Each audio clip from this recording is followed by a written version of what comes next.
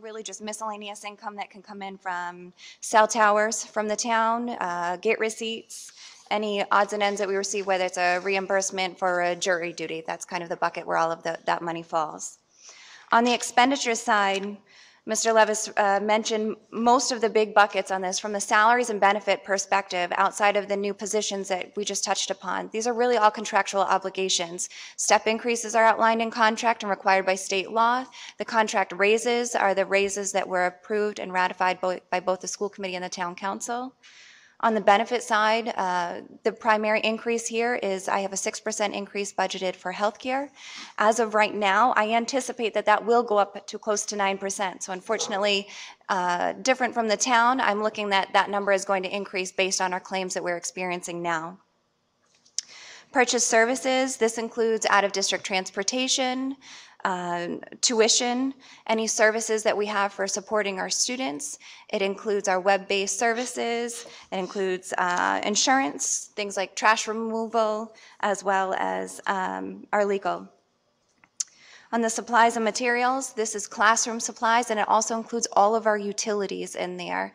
So if you go through the budget that you'll see online, the expenditures that are going into the classroom, and we have it sorted by school location and by subject, you'll see that most of those did not change year over year. We actually had to freeze our budget in about, gosh, what was it, September? Right. September of this fiscal year. So the only expenditures that we allowed were either contractual or anything that was necessary in order for a teacher to run their classroom. So most of the principals indicated that if they were just allowed to spend the budget that had been approved for this fiscal year, they would be happy. As far as the furniture and the equipment, the biggest increase in that is the capital lease payment for the phase-in replacement of our physical plant vehicles. As Mr. Levis said, the vehicles that we have are in dismal condition, and almost an eyesight and an embarrassment that those are our vehicle fleet that our school employees are using. So a majority of that is related to that increase for a phase-in replacement. Fees and dues are any type of fees and dues that we're responsible for paying, whether it be outside organizations, memberships for various professional development organizations, and so on. So while we are showing a $3.3 million increase in this, almost $3 million of that is really contractual obligations or fixed costs that we really can't avoid. And as I increase that 6% on the benefit cost to the 9%, it'll put us in even a tougher situation. We are going through staffing on a regular basis. We're meeting with all of the elementary principals, specifically around special ed tomorrow. We've met with the high school several occasions. We'll be meeting with the high school special ed. We've met with the middle school. We met with middle school special ed. We met with career and technical education. This is an ongoing and fluid approach, looking at where students are landing and knowing that even if we choose to remove a class due to low enrollment, those students still have to go somewhere. So we still need to shuffle that around when it comes to enrollments, electives, and where the students land. Finally, just to touch upon the capital request, in the current fiscal year, there is a new general law that requires communities to start funding the deferred maintenance that's taken place on all of their facilities. So the FY20 year requires 1.5% of our operating budget to be dedicated and allocated towards the maintenance of our facilities. There are strict requirements as to what that can and cannot include. The school committee originally had approved a request of $718,000 for capital. That was the amount that went through based on the list of needs that were presented. However, knowing where we sat financially, we looked at what the bare minimum would be in order for us to meet that $1.1 million requirement. So when we went through that process, we are allowed to qualify salaries for trades employees. We're allowed to qualify the about $80,000 worth of operating or maintenance expense that we have in our budget for 7 facilities. And then that left us with a balance of about $520,000 that we needed to come up with. So our request is the $553,000, which is for improvements to the high school for a NEASC visit. And then we are allowed to offset any housing aid reimbursement that we receive. We're projecting to receive about $32,000, leaving a net capital increase of $520,000.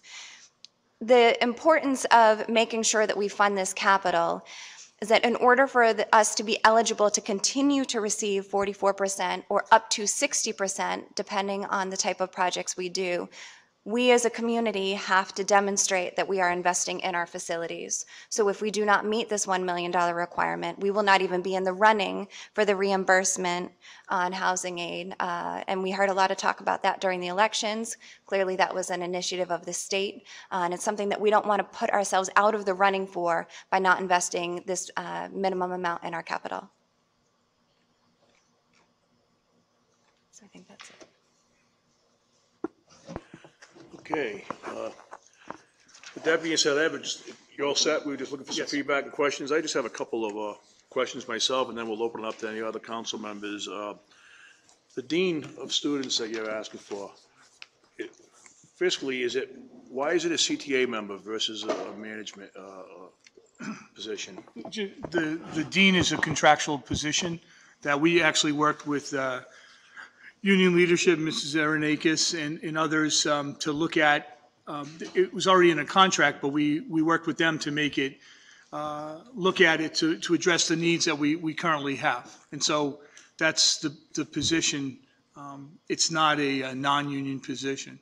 See, in my eyes, it's an administration position. I mean, I think that would become more cost prohibitive if it was an administrative position, and, it would be less, I don't know, I think that's, being in the position that it has, in disciplining and so on, I just think that it would be fit better as administrative. Would it be less expensive as administrative position versus? No, actually, it's not. An administrator would cost more. Now, in fairness, we eliminated an assistant principal at the high school 2 years ago when we put on two deans at the high school. And it's not just, when we talk about discipline, I mean, the old, we're talking about therapy. The whole idea is so that behavior changes. Because if we have to just put out fires constantly, nothing changes. In fact, things end up blowing up. So we're looking, it's an interview position, so we have identified a set of skills, and people within our current staff can apply for it, but also people outside. And we think it's very effective. I'm very supportive of that. Maybe others have different opinions, but I think it's been very effective at the high school. We see it's been very effective, but it's a numbers game. We have 1,140 students. We have 4 individuals that are dealing with discipline, plus dealing with instructional leadership. Everything else that comes in terms of, facilitating an educational system. And so we feel that this is the best use of our dollars in terms of providing those supports. I think Dr. Dixon gave a great analogy the other night when we came before the council in terms of the therapeutic, in terms of the discipline, but then also the psychological component. So we feel that it's a good use based on our experience. We've had 2 years now with the deans at the high school, 1 year with the dean at our middle school, I believe. Maybe it's 2 years. This is the second year, and it's been very effective. And that's why we wanted to go forward and believe that this position will help us in terms of the culture at the middle school. I'm not down with the need of it. I just thought, maybe I'm wrong, I just thought that if it wasn't a CTA position, maybe it would be less expensive as administration. If I'm wrong, I'm wrong. But what would be the difference? Yeah, I mean, I think, we feel very comfortable going forward with this position in terms of our experience here, the effectiveness. And the individual doesn't, we don't need them year round. Administrators work year round. So we feel very comfortable. But they, like most of our educators, all of our educators, this whole idea that you just show up and punch a clock out, it doesn't happen to be effective and to make the changes. And the things that I highlighted this year are all because of, we haven't had an influx of dollars. It's because of the people. And deans are a big part of that. My other question I just had to ask is, you mentioned that this is still fluid and your final numbers haven't coming in. Are they going to be here before we are ready to adopt the budget? That's my question. How can we adopt the budget when we still have some fluid numbers running around? So really, until the state finalizes their budget, we're kind of all up in the air because anything can happen up until that point. And there have even been years that subsequent to July 1st, governors have come in and slashed aid mid-year, and we've had to handle that. So I am supposed to get our health insurance numbers tomorrow. As of this afternoon, though, I was given a 9 to 14% rate.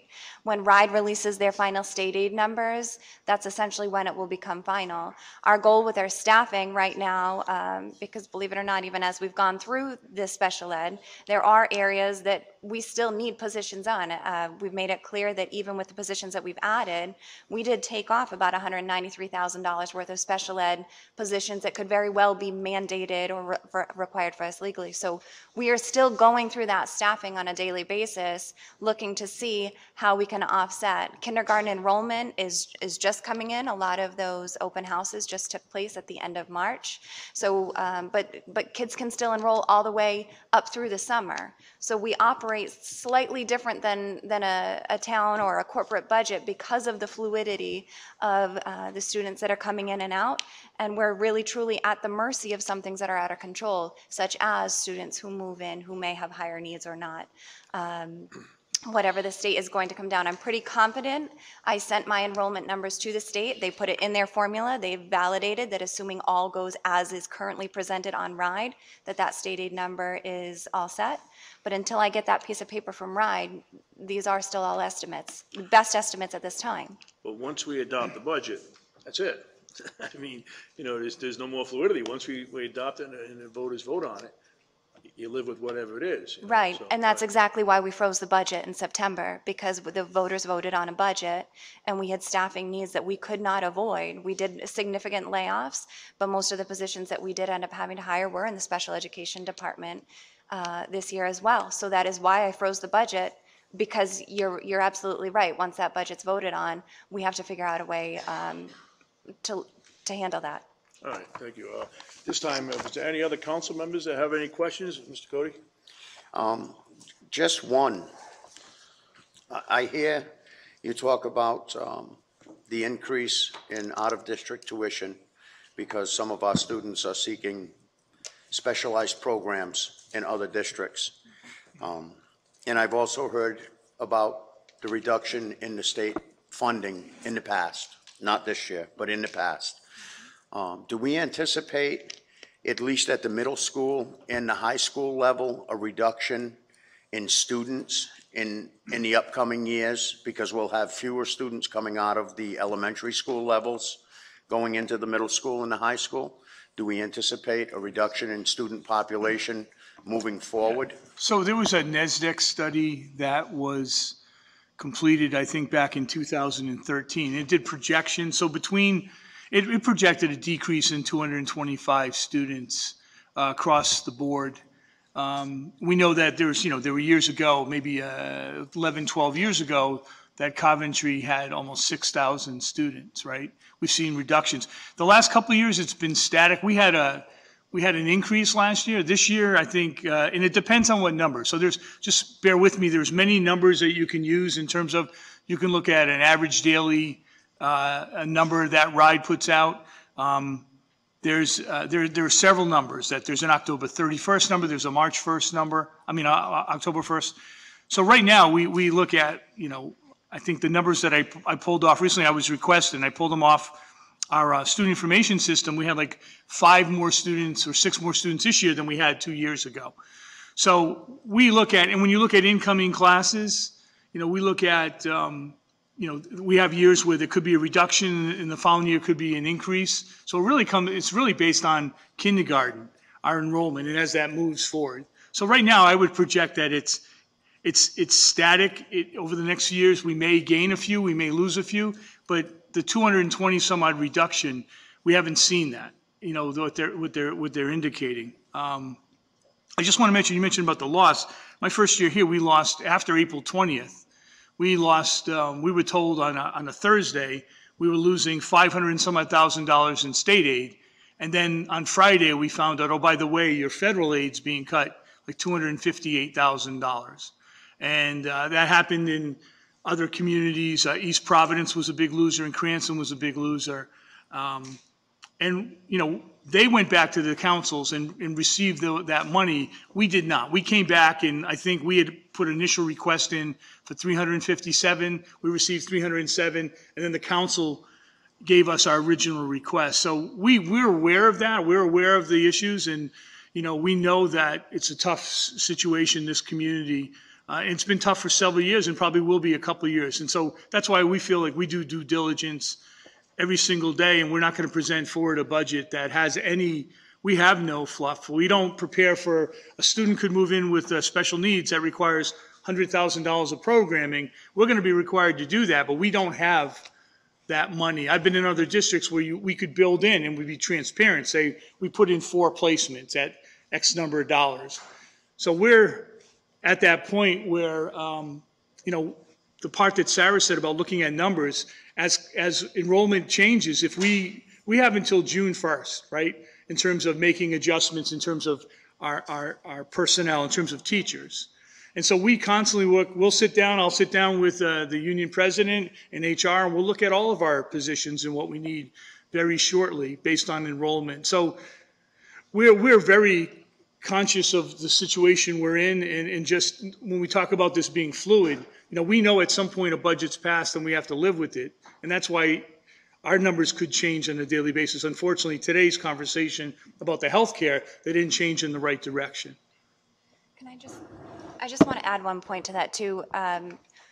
As far as a drop in enrollment, over the past couple of years, I'll say since I've been here, we haven't had such a drastic decrease in our student enrollment that would warrant any more staffing reductions that we already made last fiscal year. So I think it's a common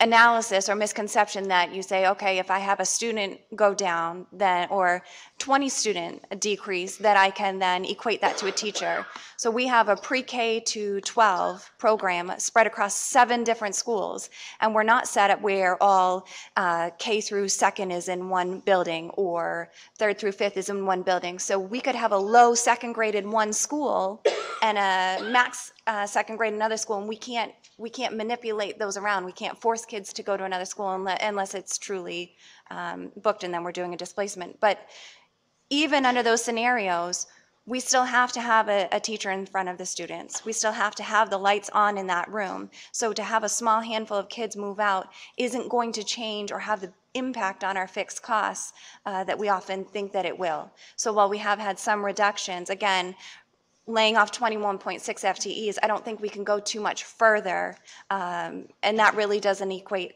even to the loss in students that we've had.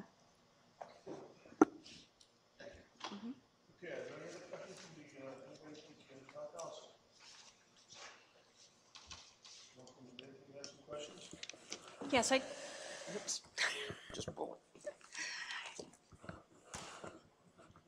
Do we pull it out? I don't know what to tell you. You need a longer cord. I just have a question. Back in September, you came before council, a resolution was passed to establish a capital reserve fund account dedicated to school construction projects. And I know that application had to be in by the 21st of September, and I know the figure was about 500,000. Have you heard back? Is there a status report on that? Am I on? Okay. So, right, we're required to establish a capital fund, but it hasn't been funded, but both parties agreed that we would look to that. So what we have been able to do is we were allowed to submit it was a little under $500,000 worth of emergency repairs that we could move forward on, and because they were emergency due to health and safety, that we were allowed to get the 44% reimbursement only on those projects, despite the fact that we do not have a necessity for school construction application on file. So we don't have $500,000 worth of expenditures, even with that 44% back. What we have chosen to do is use the impact fees available to us to address some of those most pertinent needs. So we are currently moving forward with the replacement of the fire panel at the middle school that came up during inspection. And we are replacing the intercom systems at most of our schools because we have faulty intercom systems, including things like not being able to hear if there's an emergency in our middle school gym, or not having a way to communicate with people that are outside on the field. So those projects we are moving forward with. We will not hit the $500,000 because we don't have that amount. But if you also look at, oh, you took the mouse back. Do you mind just scrolling up one slide, please? That $32,521, That's my estimated reimbursement based on the projects that I anticipate that we will be able to complete this year. And I haven't, in the budget, do you have, I know that the accreditation process for the high school, are all those projects in there? We want to make sure that those, we don't have any issue with the accreditation project. We haven't seen any report, so I just wanted to make sure that everything is funded for the high school and their accreditation. So the main concerns regarding the facilities that came up, one was the HVAC system, and one was the high school gym floor. Those were two of the major ones. Do you mind scrolling back up? Sorry. So in that, oh, nope, sorry. This slide, yep, the capital. So you'll see the total increase in capital request for NEASC improvements, that $553,000. That is what we are hoping to spend on the HVAC system at the high school, as well as the high school gym floor. I believe those were the only from the facilities. Right. So there's I mean, if you look at the NEASC, I mean, if you go through our school, you'll see like our science labs. They were great science labs in 1972, right? But there's been no renovations. But right now, when we met with the NEASC committee, those are the major areas that we put forward in the budget, you know. So that's not to say that in future years, these other things won't become a priority. So yes, those are the areas that we were told we need to do something about, or we won't get accreditation. Those were the only two areas? Right now, that's what we put in the budget. Yes. So, and I just want to clarify too, because we're still showing that $520,000, one of the items that's been talked about is the state will now allow the offset of interest that's currently being paid on old bonds. If that takes place, I know that there has been talk, and I understand completely from a financial perspective as to why this has surfaced as a discussion, but the view is to decrease that $520,000 by about $260,000. Actually, I have this slide. I don't have this slide. About $260,000, which is interest that's currently being paid on old debt. Again, we understand that that would technically meet the minimum $1.1 million requirement, but it is not going to get us the funds necessary to do the NEASC renovations. So it is kind of in our capital budget, but depending on how that capital budget gets funded, will determine whether or not we're able to complete those projects.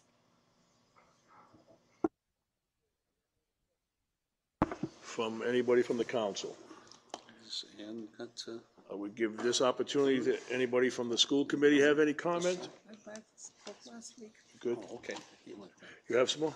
Yeah, I've got, I just, okay.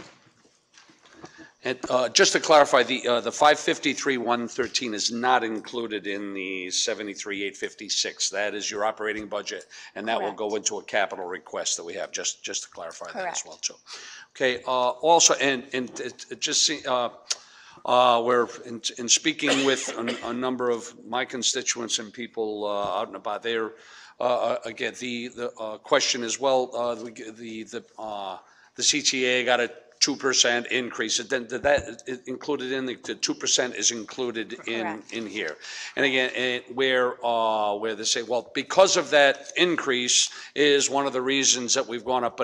But just doing little simple math, 2% really only come between the salaries and the applicable benefits only comes to a little over $1 million in increase, but yet we're over $3 million, which saying for contractual increases, et cetera, which I understand step increases, et cetera.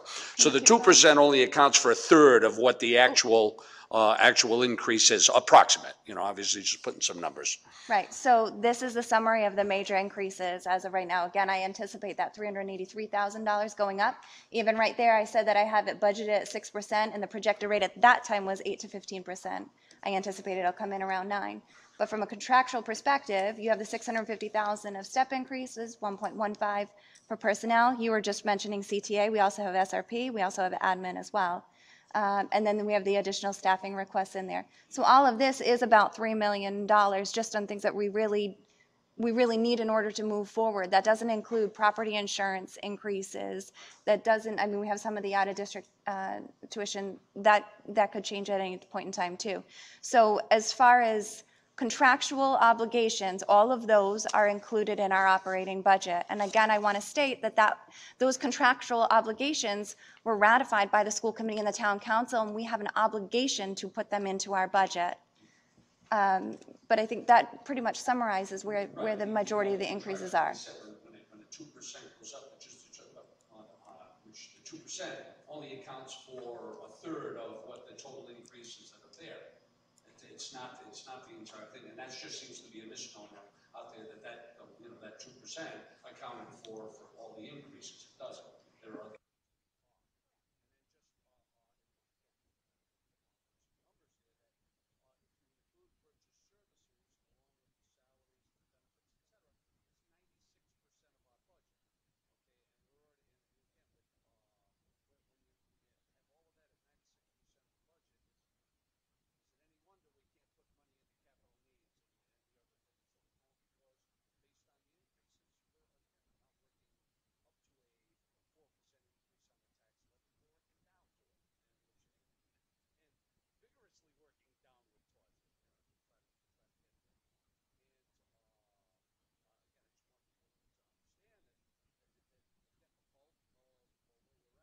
that popped off there. The bulk of where we're at are, again, become salaries and benefits and contractual increases, et cetera, for the bodies that we have here and not for the other things. So, but I wanted to clarify up front as well, too, the additional capital that has to go on top of this as well, too. Now, in the last calculation that we had, we were showing that we were approximately $100,000 over that 4% increase. Did that include the capital needs as well? No? That's on this capital need is on top of what we had additionally, the $100,000. Correct. Okay. Over and above the All operating. right. So in essence, for us to, for us to fund this 553 is needed on the capital funds. So we would have had to reduce other expenditures somewhere to the tune of $650,000, elsewhere in order to address those capital needs. Okay. Am I on? Okay. Yeah, you're on. We did bring this up at the legislator meeting as well. We didn't necessarily see this coming from that additional capital requirement. It was finalized when we had already finalized our FY19 budget. The intent behind that requirement is obviously good because we are not the only community that has not invested in our facilities.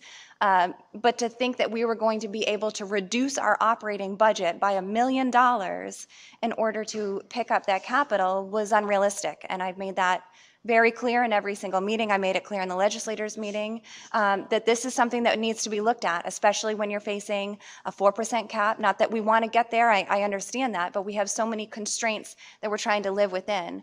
And as far as the purchase services, Mr. Levis had mentioned that we're spending $664,000. That's just on career and tech pathways, other schools. That doesn't include out of district for special ed. It doesn't include out of district for charter schools. So we are losing students, and at some point, the only way to keep them here is to make them want to stay here, and that requires us to invest in our schools.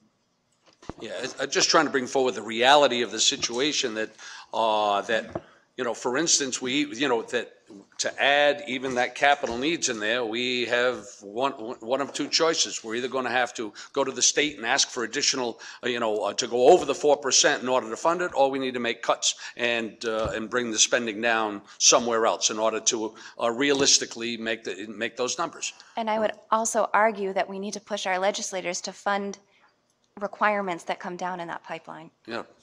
One way or the other, yep.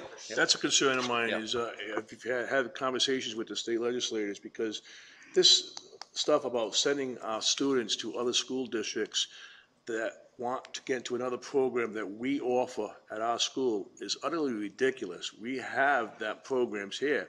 Why are we forced to pay out of town tuition to students just because they choose to go to it? If we didn't offer the program, I understand that. But there's many situations we offer the same program and we're forced to send our students to out of town districts.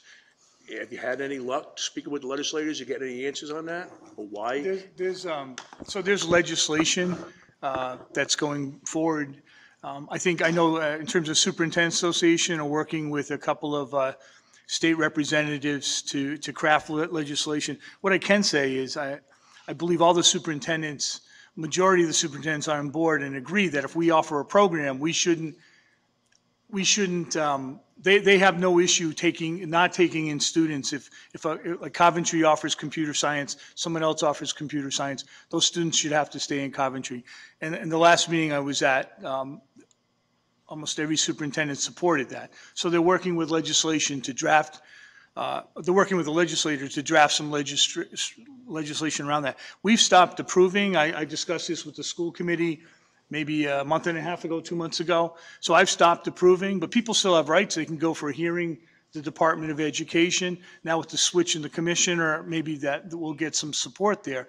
But the other thing too is that we recognize we have to continue in terms of improving the quality of our programs. And I don't think anybody that's in our schools, whether it's our educators, our administrators, the school committee, parents, we all support that, and I believe that we're doing that. We're looking at that. There's been recommendations about, we look at programs that maybe students aren't choosing for whatever reason, and we look at programs that we have, tentatively have a waiting list for. And so maybe we have to come up with a plan. And the only thing I want to say, Mr. LeBoissonniere, in terms of what you stated about, where we're at today, we kind of, our approach here is just keep moving forward, I shake my head when I read the paper sometimes about Coventry and something that happened, and we have to change that culture. Unfortunately, not a day goes by and we have an incredible police force, but look at what they're dealing with on a daily basis.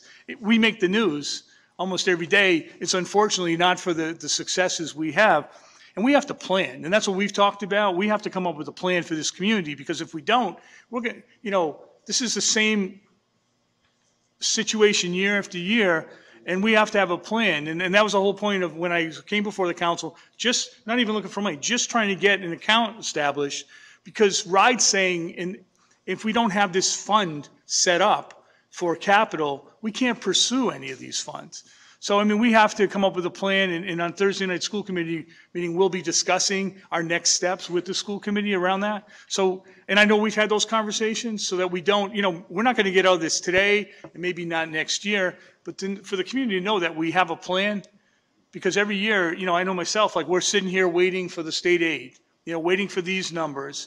And we're maximizing. We haven't cut sports. I agree with Mr. Cody 100% when he talked about the other night, scare tactics. Since I've been here, we've said we're not cutting sports, and I don't believe the committee would support it. We haven't cut music. We haven't cut the arts.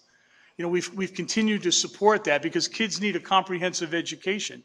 This community needs that. So those are the things that we're all trying to juggle this, work together, but we have to come up with a plan long-term, and I hope that the leadership, I think we have a renewed commitment that we're going to work together to come up with a plan, Again, I'm talking about a 10, 15, 20-year plan that this community desperately needs. I think Dr. Dixon made a good statement last time around, that it's cheaper to educate than it is to incarcerate, and that has a lot to do with, whether we spend it now or spend it later. And I agree with everything you're saying, but we still need to cut some more. We're just not there yet. Mr. Manager, you make a comment about what we still need to cut before we can be under our cap. What was that? You said we need to be down to 1.5 or 1.3 to be below the 4%. We are with the current municipal budget and the decreases we enacted over this last week, we are down below the cap at this point. We are down at approximately 3.89% of the cap. Does that include the capital request? We have no ability to fund any capital request at this point and maintain the operating requests that both the school department needs and the town needs. I've had to deny all capital on both sides of the budget. There is no money there. The reality of it is, as someone stated, we didn't work up towards the 4%. We've been busting our butts to get down below the 4%. First of all, I want to just apologize to every taxpayer in town that we had to go to the 4% cap again this year. We have no options based on everything that the mandatory increases that both sides are facing that we're all looking at.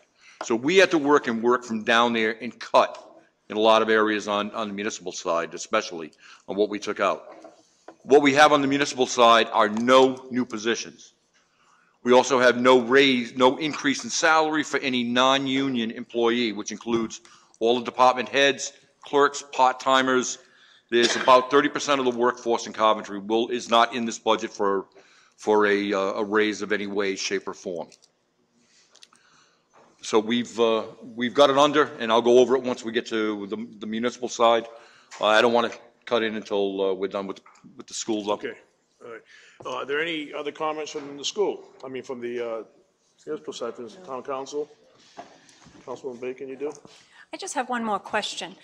Number 3, the additional staffing positions based on student need and safety. Under the safety, is that on that safety report? I know we have not had our executive session, so where did you get that for the safety? So that safety is about student safety within our schools, and I think I tried to explain that. I think I explained that when we talk about supervision. Well, I was just wondering if it was in the safety report. No, and just, Ms. Bacon, that the town has that report, so we've sat, I know you've brought this before, we've sat as a school committee, we've reviewed that report. In fact, that's what I went forward for, to get that, to apply for that emergency funding, which we got approval to get reimbursement for that emergency funding from RIDE, because we were able to establish, at least set up an account. We didn't receive any funds. So that is to address some of those safety concerns that we've worked on, that we've presented, like I said. So I would suggest that, the council meet with the report, and then when, we can have a joint meeting. But I would like that, because I've requested it, I think, 4 Well, times now. I think it should come from the municipal side, to be honest with you, because the report was done for the community as a whole, not just the school I know department. there's a school in a town, yes, I know, because I've requested that the school committee and the town council meet as a whole in executive session to go over that, to make sure we meet those needs. That's why I was just asking, is that in there? For the additional We're using, staffing. so some of those needs that Mrs. Mangiarelli addressed, we're using our impact fees to address that. So I think those are some of the items that we discussed that we're going to address. But this is about student safety, not just in terms of the physical plant, the safety, which is what that safety report, it really looked at our low voltage areas, like, our locks, how we get in and out of buildings, and looked at even the clocks. So that was what that report was about. Since we haven't seen it, that's why I was asking the question. I don't know what's in it. I don't know any of the content, but thank you. Thank you.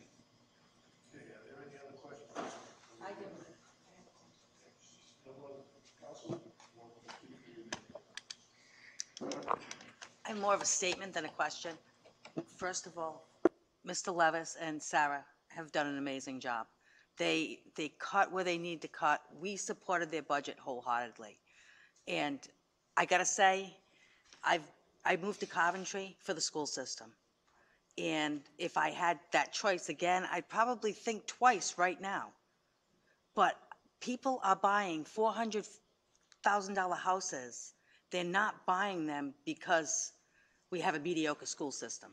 They want their kids to have a good education. That is important to everyone. And you'll never sell your house if you don't have a good education, if you don't have a good education base here. You won't, because people are going to look and say, I'm not buying there. Their schools are awful. And I understand that, taxes are what they are, and I pay taxes just as much as everybody else. But I mean, we've got to invest in our future. Our kids are our future. And, where I don't have kids in the school system anymore, this school system graduated both of my kids, and they've both done excellent. So, you've got to look twice when you think about, where you're going to cut. And we've got 28 kids in classrooms. That's a lot for a classroom. And if you cut any more from our budget and we have to lay people off, that's, we can't put any more kids together in one classroom like that. You can't do that to a teacher.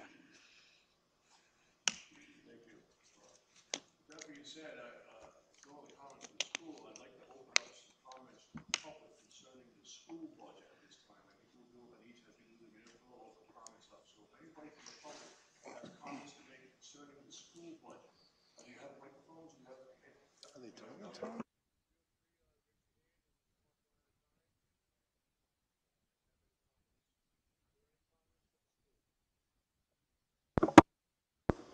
Are there any comments for the school? Okay, I see one back there.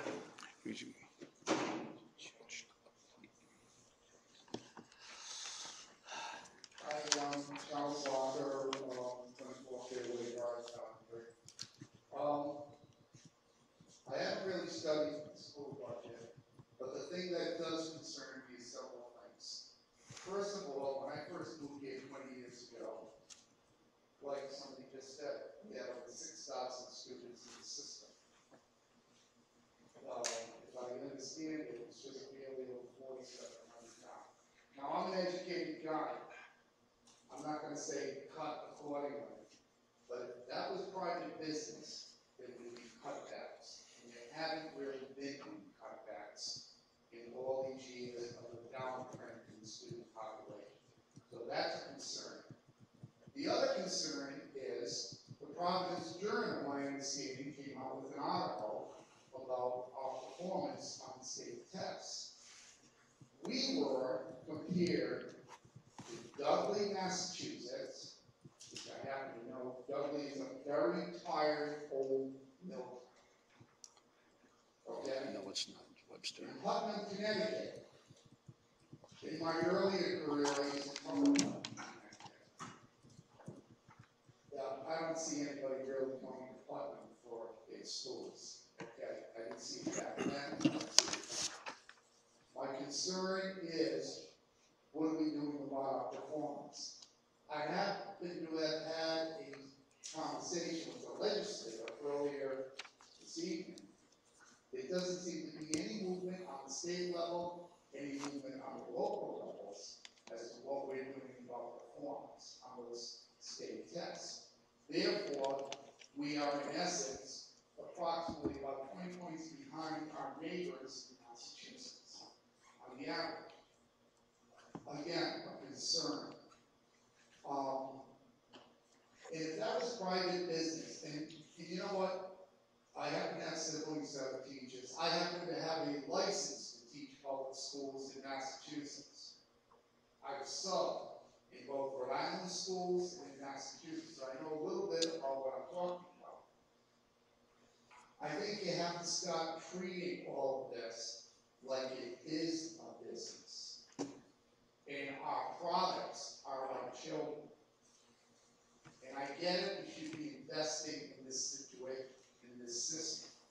But when you see decreases in school population, you see a lack of performance on state tests, there should be concerns. I'm looking up there, and all I can see is increases on paying people. Okay? Some of those people, and I don't like to fire people or terminate people, because I think it's demeaning, and we all identify ourselves by our jobs. But I think we really have to take an assessment here as to our numbers. Do we need all these people? I know at one time we had like 2 assistant school superintendents here. Well, I don't know if we still have that, frankly. But why do we need a lot? And I actually ran for school committee one year, all right? And my assessment and observation of the system was we have a lot of administrators here. Why do we have all these people for a system that has 4,700 students? Okay? And you might all disagree with me, but I think you have to take an assessment. And I would tell the town the same thing, too. Why do we have all these people on the payroll? I've served on boards and commissions. I know what goes on over at the public library, good, bad, or indifferent. But all I'm hearing is we're contractually obligated to do 1, 2, 3, 4. All right? I think you have to take an assessment. And you do have to make a lot of tough decisions. Okay? You do. And why is there not being an effort made, and I would say this to any city and town in the state, why is there not being an effort made to coordinate a lot of this stuff with other school systems? For example, hockey teams in this state have merged with other communities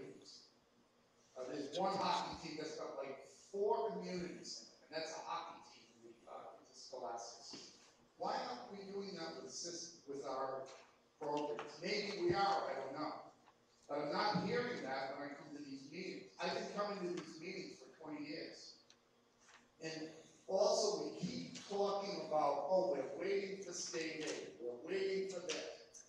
But there doesn't seem to be any movement on improving the situation. This is only going to get worse because I'm not hearing any real true investment in our kids. I'm seeing a lot of investment in people's wallets up there. And I think you really have to look at that. And I'm not hearing that, and I'm very discouraged and frustrated by that. Okay, you might say, gee, he doesn't know what he's talking about. But I think you really have to look at it from a different viewpoint. Okay? Instead of, it seems to be a lot of nature going on. We're waiting, I heard from the other school, are you the school superintendent? I hope so. I heard from you, we're waiting for state aid. You know, I used to cover schools in other states, in Connecticut and Massachusetts, and I heard the same thing from those superintendents. We're waiting for state aid. I don't hear a lot of proactivism, okay? And those are my concerns, okay? I sympathize with you. Budgets are not easy, but you've got to make a lot of tough decisions. There might be some people you have to get rid of. Simple as that. Okay, I heard from somebody else, oh, we got 28 kids in a classroom. Well, guess what? There are some classes that 28 kids in a classroom is not a bad thing. Mathematics is not one of them. Science is probably not one of them. Okay? But if you're giving like a lecture on like English literature or social studies, 28 kids and a lot of people in that classroom. Okay? So when we make a broad statement like that, it's not necessarily true. Chemistry lab, you don't want to have 20 people in a classroom. All right? So I just wanted to voice my concerns. I think you have to, and I've said this for the longest time, you just have to stop. You know, I see a thing up there too, if I'm not, significant increase in health. Is that health insurance? Yes, it is. You know, there's a lot of health plans out there. Trust me, there are. Okay?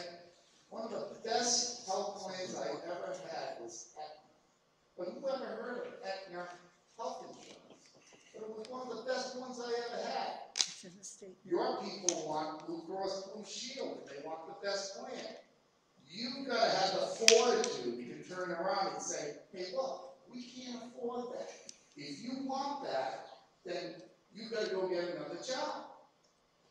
And we don't have the fortitude a lot of times to say that to us.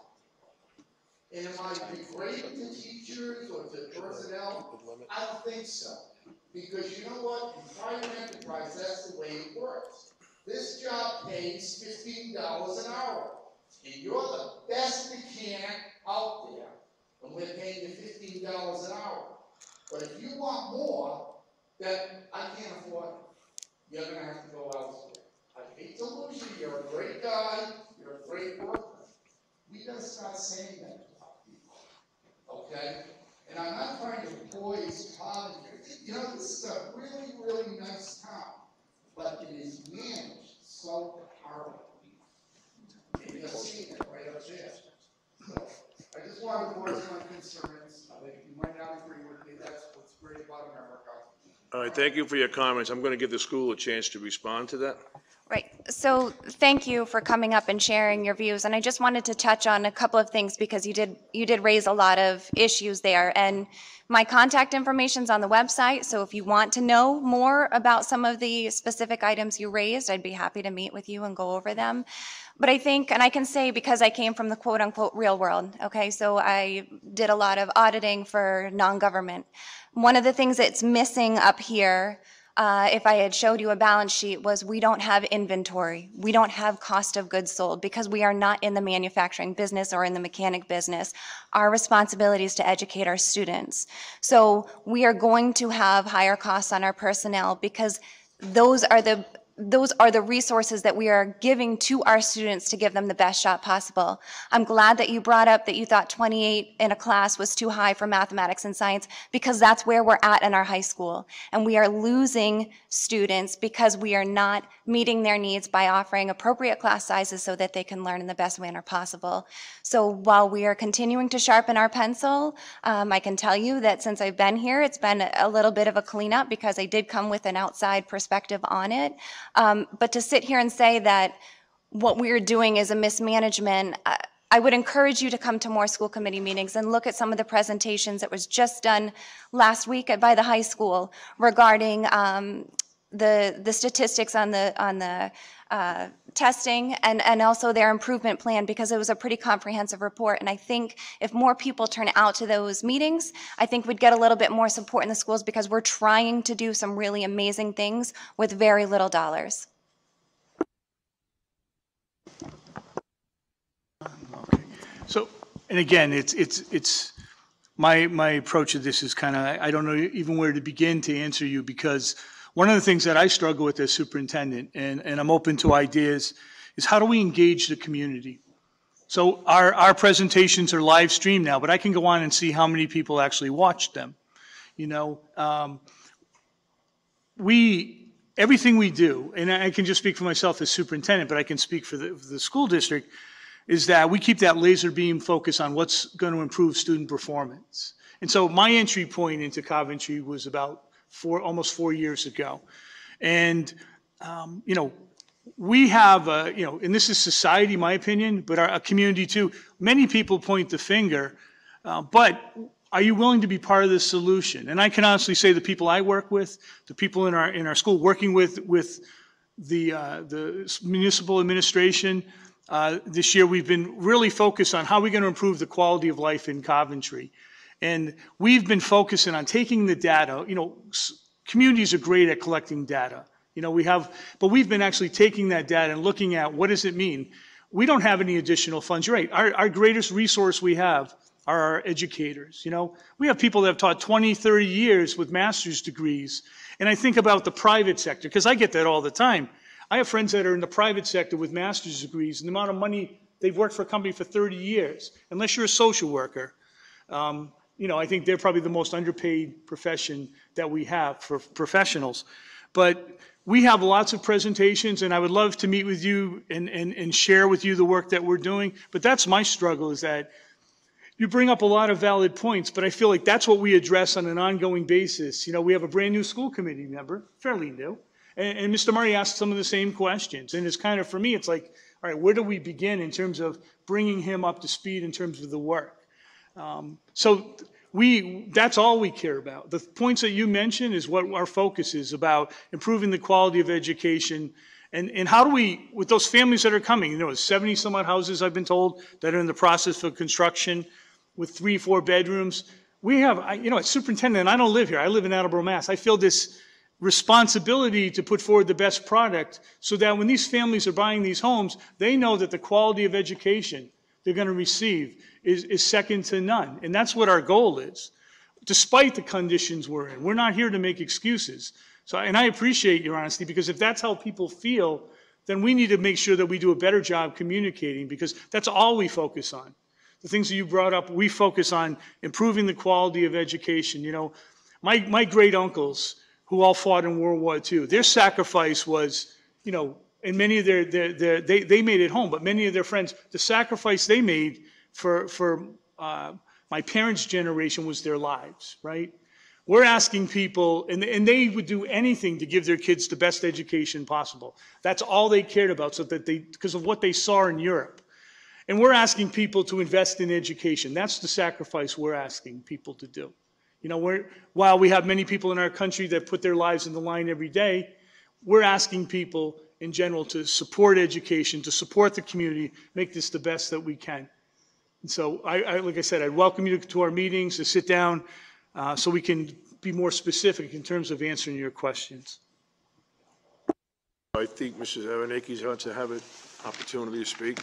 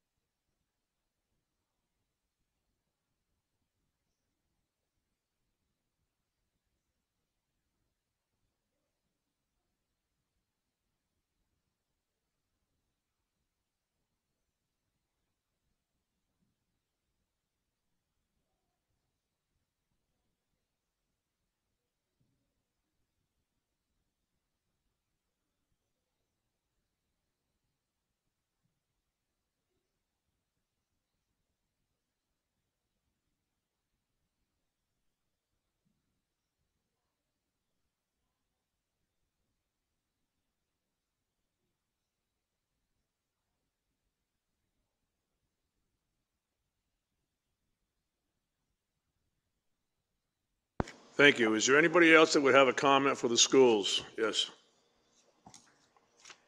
Name and address for the record, please.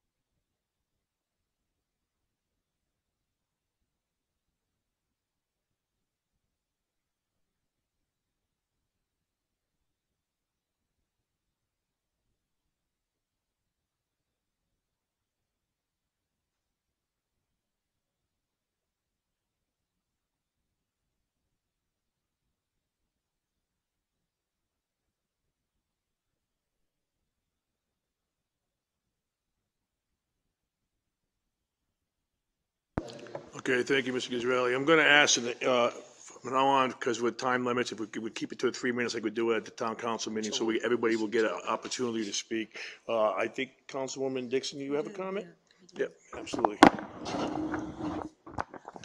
Good evening. Thank you for all the members of the public who came, in addition to all of the representatives from the school and the department heads. I appreciate you all coming to support our budget hearing.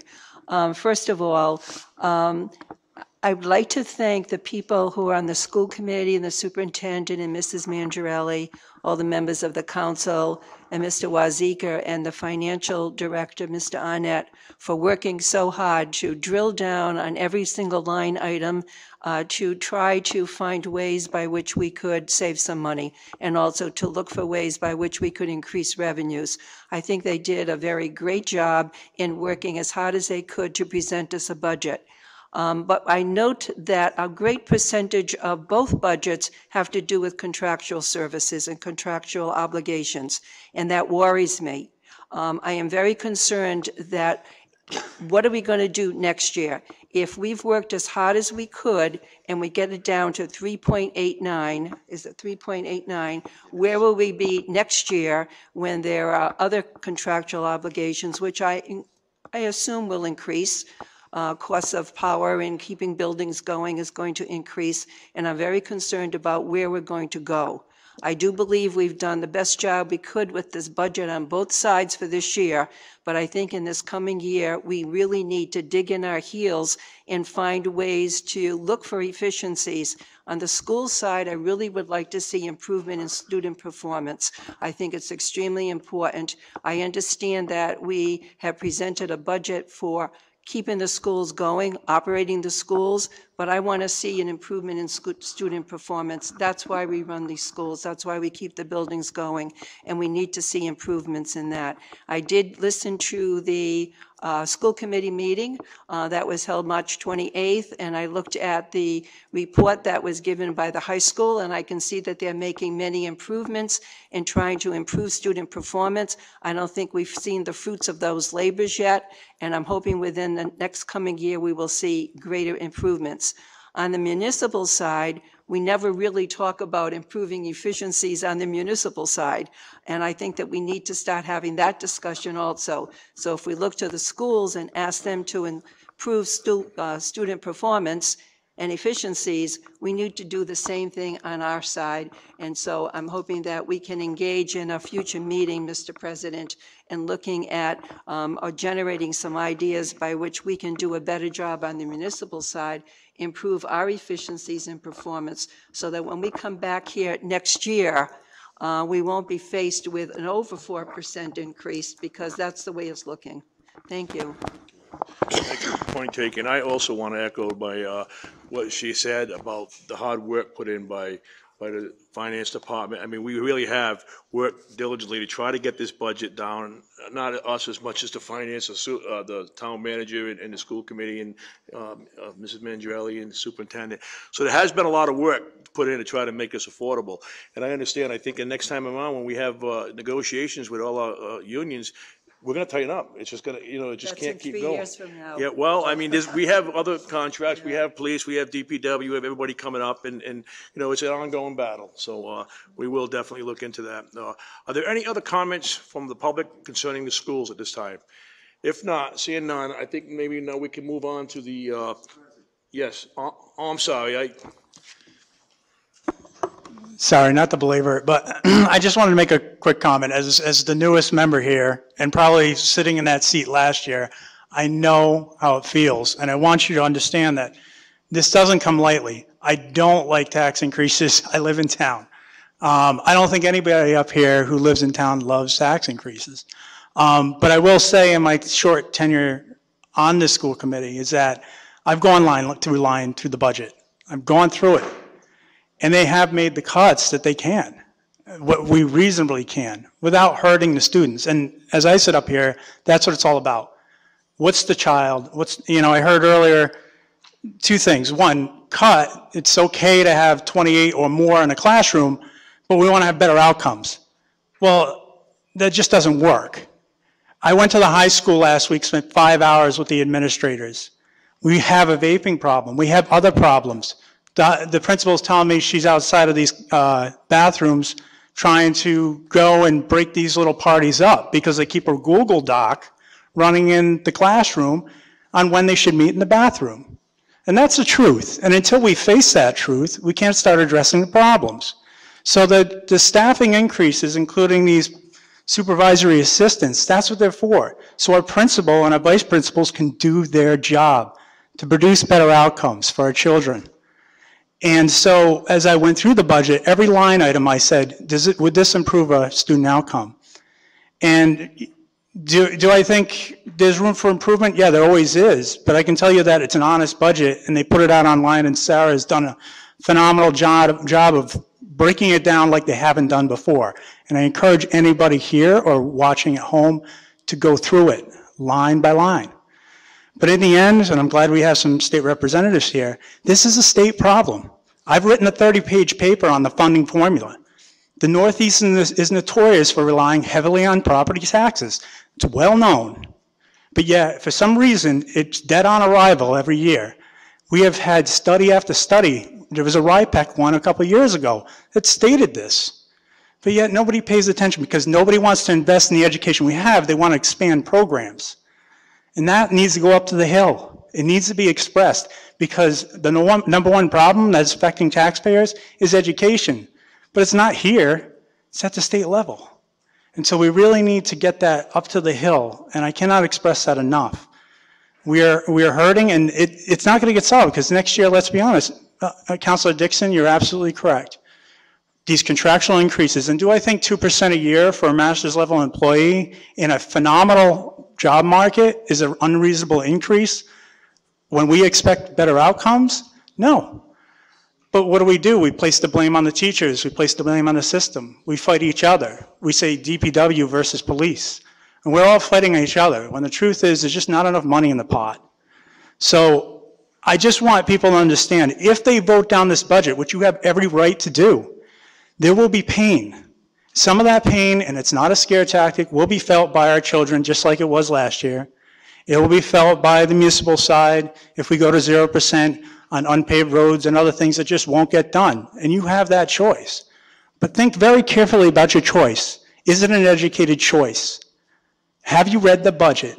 Do you understand the schools? Because nobody up here likes doing this. I can guarantee you that. All right, thank you very much for your point well taken. Any other questions? Yes, absolutely. Hi, Luke. You had mentioned something about up at the high school, a vaping problem, and the 2 hires are to be bathroom monitors. Is that what you were saying? Correct me if I'm wrong, but the supervisory assistants would be fulfilling some of the capacity in the hallways and other administrative duties that would be part of that. So I consider that safety. I mean, the truth is, it's not the school that Councilman Cody went to, how many years ago. It's not the school I went to 20 years ago. It's much more complex. As I walk those halls, I can't imagine how difficult it is to be a student, nevertheless a teacher. And it's not exclusive to Coventry. We're all feeling it. It's just, we need to address it like other communities have and do. We just kind of bury our head in the sand and say, oh, you know, nothing has changed. They have changed. So these are the things that we need to equip the tools for our administration to do their job. They're not out money grabbing. It's just the cost of doing business. Thank you.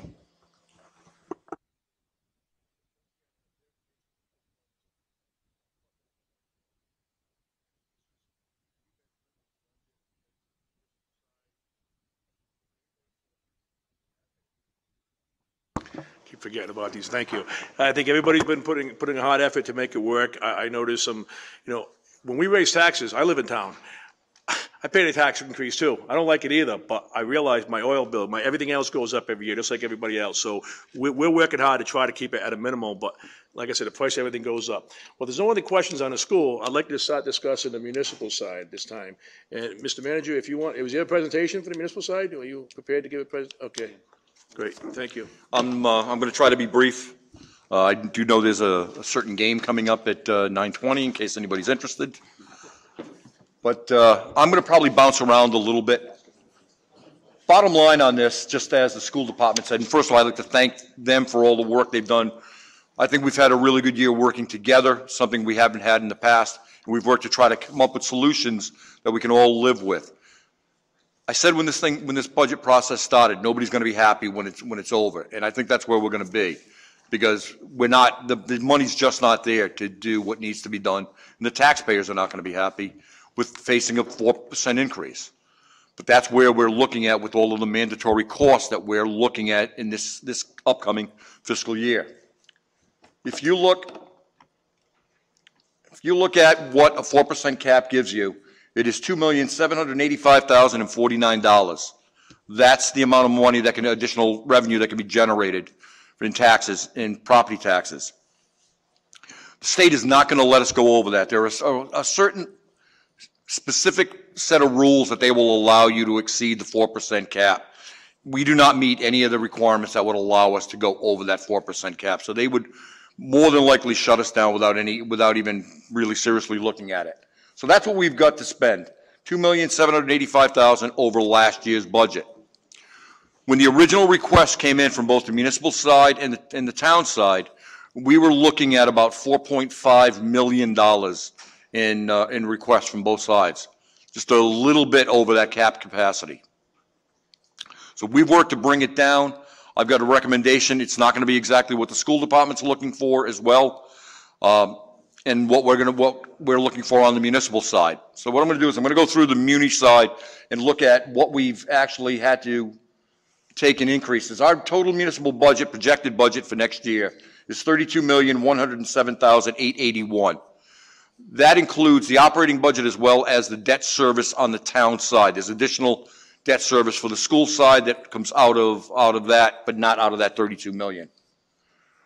We have a proposed increase in the budget of $1,315,859. Out of that, $1,235,698 is actually coming out of the need for increased revenue. There was about an $80,000 increase in other revenue sources over last year. We actually had a slight decrease, but we're getting reimbursed about $110,000 on the reval, which is $228,000. So there's actually a difference there. So we've actually had a little bit less. So that's why we're looking at needing 1.235 on the municipal side. If you look at it, we have a municipal pension increase of $51,000 we can't do anything about. We have a school pension increase, the SRP pension, which even though it's the school personnel, the town pays for that out of our budget. It was an agreement that was made several years ago between the school and the town. So that's another $172,000 that's increased. Where is the police? The DHS-PD bond, which is the new bond to finish off that building, is indebted for next year's debt service on that will be additional $261,000. We have an increase in medical and dental rates of about $70,000. Refuge disposal is increased by about $53,000. Police salary, which is the only salary increase in this, is $134,000, and contract services increase about $60,000. We've got $200,000 that we're looking to move from the sewer budget over into the general operating budget of the town. And that $200,000 would be part of the $670,000 approximately that we pay to West Warwick, the debt service on their bonds on that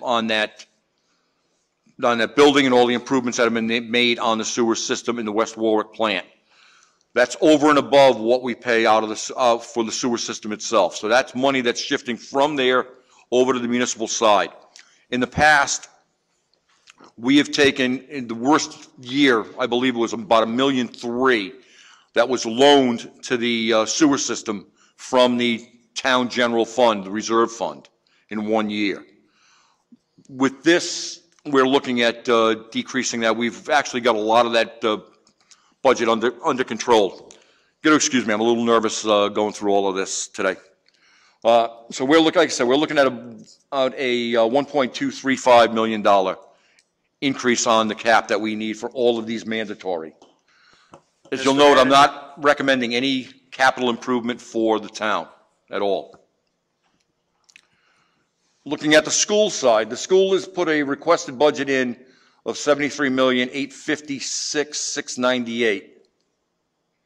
They also had they have a projected state increase of $1.684 million, and they're looking for an increase from the town of $1.568 million. I cannot give them we can't give them the 1.568 and still remain under the cap. What I'm proposing is that we give them $1,468,474, which is approximately 94% of their request. You'll also note that there is no capital improvement funds. These two numbers on the budget cap that we're going over amount to $2,704,172. That leaves about $81,000 below the cap. The numbers are set at a 4% cap increase maxed out. We're looking at that, which would be about effective right now of 3.89% tax or levy cap increase. That equates to a tax rate increase of 3.51%. There's always a variance because in the previous year, you had new properties that come online and it actually increases the value of the levy. But with private weed 3050, you actually have to bring those back down and level off and start where the levy ended the previous year. So that's why the tax rate itself doesn't match the levy increase. We're looking at a proposed increase on the residential tax rate. At the max, we would be looking at $22.37 from a current $21.609 or 76 cents. By staying that 80,000 under the cap, this will actually drop by about 3 cents. So it would be about a 73-cent increase. Your commercial, about a 91-cent increase. The tangible is tagged to the residential, and that would be about the same, the 73. And that would, the motor vehicle, there is no change. Those are locked in year to year. So what's that the effective hit on the average homeowner in town? The average medium value condo at $207,000 would have a change of approximately $158 over last year's tax bill. Medium family assessed home at $215,000, we're looking at $163 annual increase over last year. As I've said, I'm not recommending any capital because we just do not have the funds available. Just meeting the requirements of both the school and the town and keeping it at the cap, there is just nothing there to add in. And I apologize for making the cap. I wish we could have avoided it. This is the effect of mandatory costs that both sides are facing. We don't have much of an option at this point. If, and I've heard a lot of talk about possibly voting down the budget, not a lot, but some on social media, the effect of voting down this budget would be to cut 1.45 million out of the school and 1.32 out of the town. It would be devastating on what would the services that would be offered. You're going to lose teachers. You're going to lose people in services here. What they would be, we're going to have to look at what the effect would be. I don't want to see a 4% increase. I know you don't want to see a 4% increase, but we really and truly don't have an option on this year. We're facing these increases that are mandatory. We've got to fund those increases. I'm open for any kind of questions from the council, from the school committee. Let me just make a comment, because we want to plan for the best but expect the worst. So, I mean, if the budget does get voted down, it's going to be a mess, and we'll have to start from square one and start over. But what I'd like you to do, Mr. Manager, over the next week is, and I believe we've done this several years back, just so the taxpayers will know what the detrimental effect will be for each department in the town if we did a 10% cut, which would put us at a zero level funded increase, and just have each department head, Monday night, we have a council meeting, and it's gonna be a short agenda. I think it's a good time to put on some additional comments and additional public hearing, because we are actually planning to adopt the budget in 2 weeks. So I think Monday night, we'll plan it. If your department heads can have the effect it'll be on a 10% cut, so the people know when they go to the budget, when they go to the voting booth to vote either for the budget or against it, they'll know what they have to give up. If they don't want this budget, that's fine, but I want everybody to know what they're gonna lose by voting down the budget. It's just being transparent here, just being honest. I'm not trying to scare anybody, but it's just fact. If we cut the budget and level fund it, which a lot of people are talking that would be easy to do, it is not easy. These people have put in a lot of hours and time to do it. But I want to be completely transparent and let everybody know what will be the effect of a level funded budget. So if you could have your department heads do that for Monday night's meeting, that would be greatly appreciated. And I'll open up to the council. I think you have some comments. Anybody have any comments? Please, Ms. Bacon. Ed? Yes, ma'am. On the budget page right here, on the slide that you had up, I didn't see, What's missing out of there, and is the police pension increase. okay, the 200, 200 and what? 6,000. 206. When I was making this one up, that's what I was looking for, and I couldn't find it, so I didn't want to, the number off the top of my head wasn't there. So another 206,000 in mandatory increase with the police department pension. We have no control over any of these pension increases. They're mandated by our actuaries, and we have to meet that obligation because of state requirements. So if you look at that, and when you're looking at that budget, now I know everybody should have a copy of our budget. Look at those line items. Look at what cuts have been made to take care of some of these. They're huge. Thanks. Thank you, Mrs. Bacon. Okay, I just have another question also. The police salary increase, it says 134. I thought it was $93,084. No.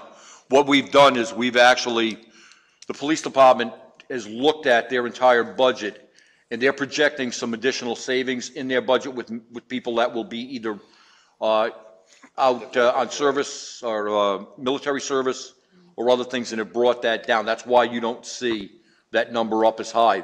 This is what I was saying, that some of the numbers that you've got.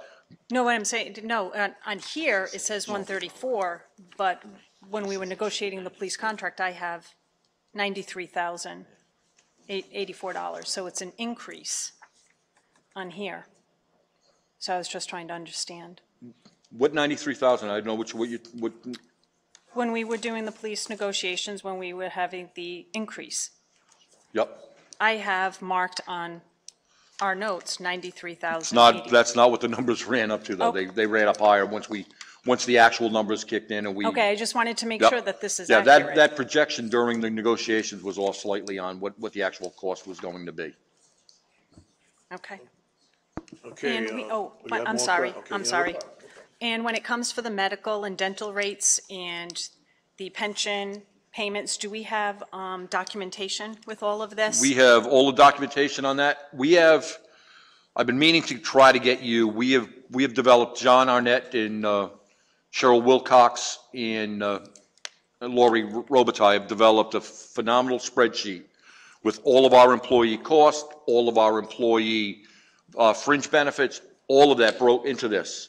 The problem is, it's so complex, I can't just take out the numbers and print it on paper. It's large. I understand that, but I'm just trying to understand where you came up with the increase in medical dental. It was 130,000, now it's 70,000.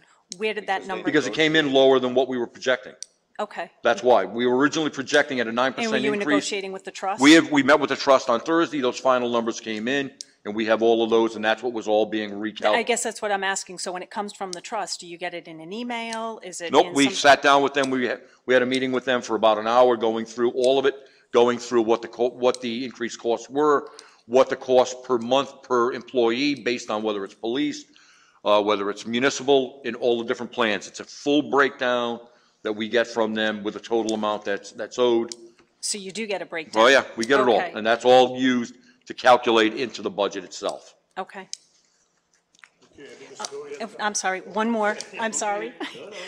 These presentations that are up on, that have been posted today. I know on the town side and the school side. I don't know about the school committee. It doesn't appear you got them either, but we don't have any of the slides. Would we be able to get on the slides emailed to the school committee Yeah, and town we'll, council members? Well, this is old. It's not what was up here, so the numbers are off and. I just- actually finished this about 40 minutes before this meeting, so.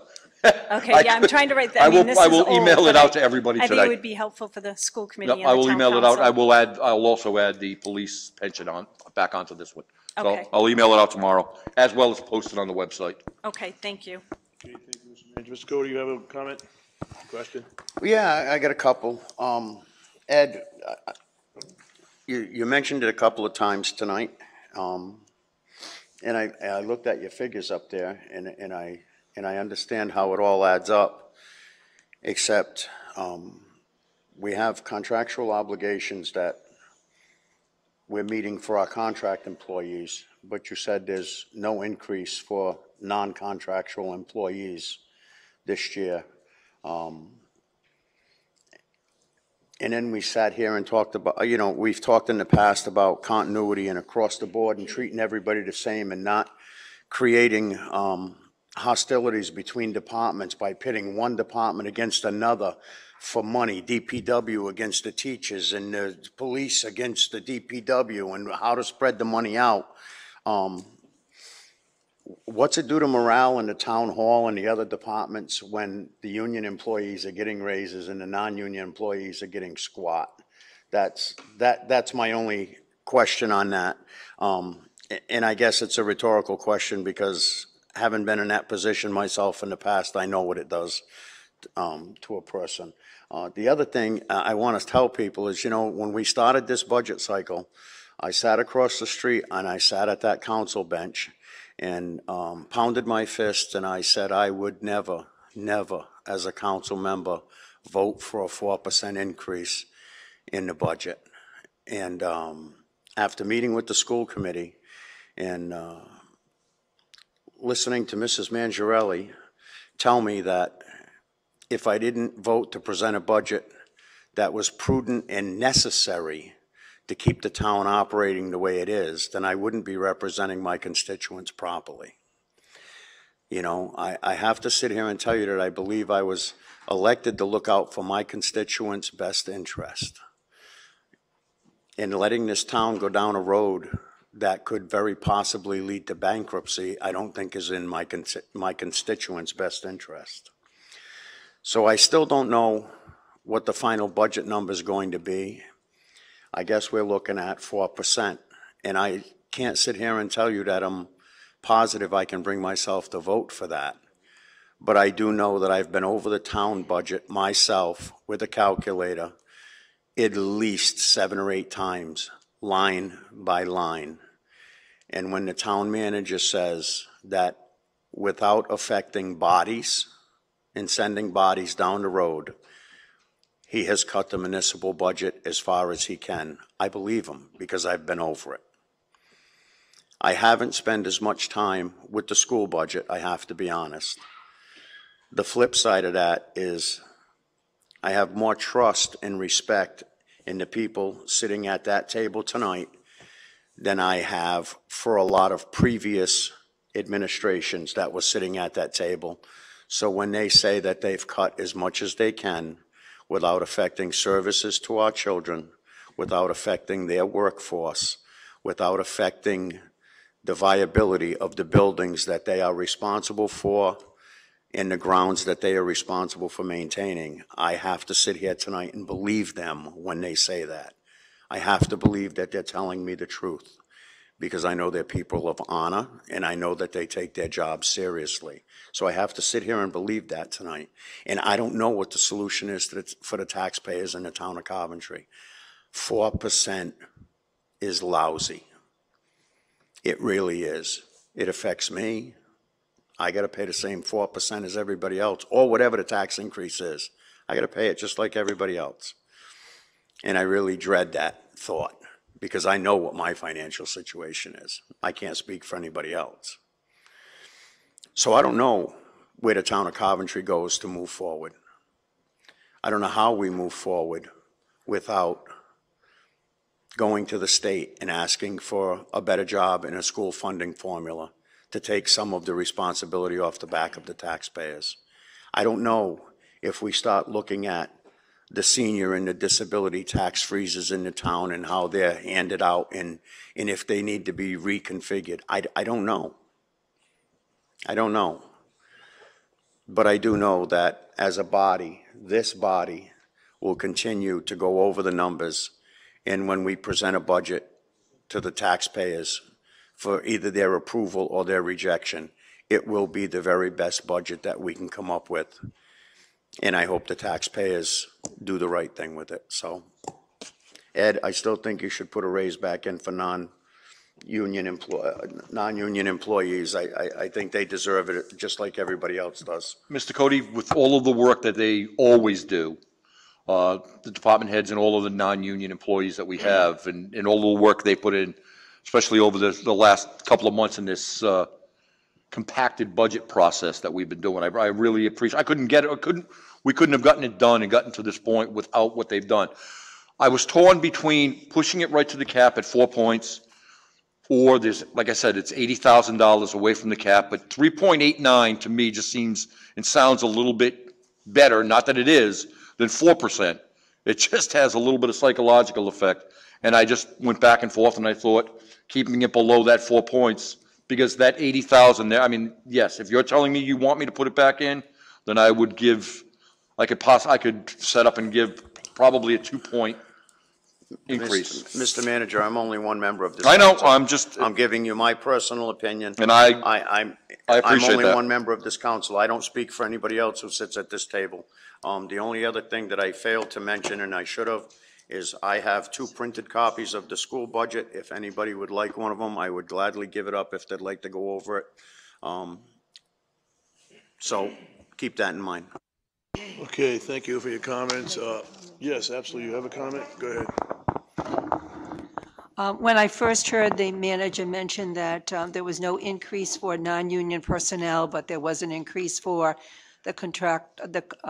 those who are under contracts, I did sort of flinch inside because it does seem unfair. I would like to see you reconsider and determine what you might be able to do for these people who do not have a contractual agreement with us, because they're all working together in the same place, the same room, so to speak. And we need to keep up morale, and we also need to do right by our people. So see what you can do. Thank you. Thank you. Do I have one more? Just a minute. Just a minute. You'll have the opportunity. Is there any other comments from the town? I mean, I find it difficult. We're talking about trying to keep it below the cap, and I really, this is our first year that we are going to present a budget and have an all-day referendum.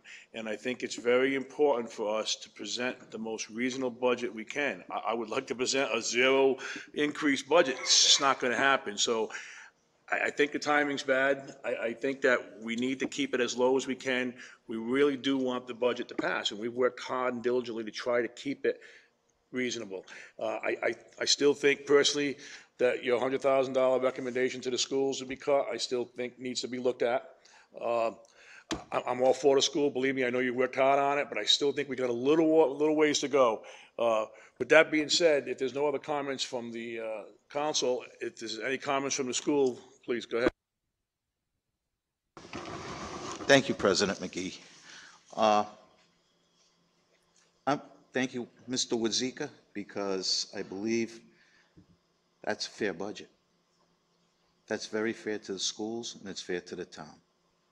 And the process this year has been completely transparent and open. And I don't think that's happened ever in the town of Coventry. And Gary, I am your constituent, and I hear you. I hear you, my friend. But I agree with the town manager's budget. We need this. We need this, and you're right. We have to move forward, Mr. Levis. We have to keep moving forward. And that's it. Thank you, Mr. President. Yeah, and like if we do not present the most reasonable budget that we can, it's gonna cost us more than $100,000 difference just to run another election and to redo it and have another financial town meeting. So we really have to think this out, and we want to present a budget that the taxpayers can live with. And like I said, it'd be nice if we could all have a 0% increase, and Mr. Manager will have the effects of what that would be by Monday night's meeting. With that being said, if there's no other comments, I'd like to open up, I'm sorry. I just want to just make a statement that I know this has been a conversation we had last Monday, but in respect of the school committee and the school department, I know you keep saying you think there can be more, and it kind of contradicts what Mr. Cody's saying in terms of trust. And you know, we have a commitment to put forward a budget, and Ms. Mangarelli, I think, said it was very articulate that night, saying, you know, we need to put forward a budget that, and if the community decides that this is not the budget, but for us to come back and say, you know, and again, this is the first I heard, you know, I know we're talking about being transparent. The first I heard about the $100,000 being taken away on the school side. But I feel that we have worked very hard, and, you know, and I applaud the effort, and I've heard loud and clear that the town does not want to cut any positions. But I need to remind the community, we cut 21.6 FTEs. We still have individuals that are laid off, and that's only because we lost 13 bodies, but that's only because we have teachers that are on leave. So some of these people we brought back for a 1 year. We still don't know where we're going to be at the end of the year. But I just want to state for the record that we have spent as much time, I'm sure, as the municipal side looking at our budget, and we look at it every single day. So I just, you know, again, where we'll cut. And again, that'll be a decision, a conversation that we'll have with the school committee. But I don't want to have people leave thinking that, well, it's just, we can just continue to cut. Because I feel like we've done it. And we're not even addressing the capital, which, you know, I appreciate Ms. Bacon bringing up in terms of our NEASC accreditation. And I'm not about scare tactics. We had conversations, being fully transparent, that trying to find other ways of creatively funding the capital. So I don't want the public to think that while it's not going to be part of the budget, we still have talked about cell phone tower money. There's other ways, because we know we have to get that done for NEASC accreditation. And I'm not going to come back to the school committee and say, we're going to cut sports, we're going to cut, you know, I don't have the history that Mrs. Aronakis has. And I'm sure she could talk about more cuts because she experiences it. She's been an educator in multiple buildings. I don't have that history. But I just want to say that I feel that we have done, you know, we look at the budget every day. There'll be some changes that probably will happen for the good or for the bad, and we'll present them to the school committee and to the town. But, you know, I believe that we have worked extremely hard, and I want the community to know that.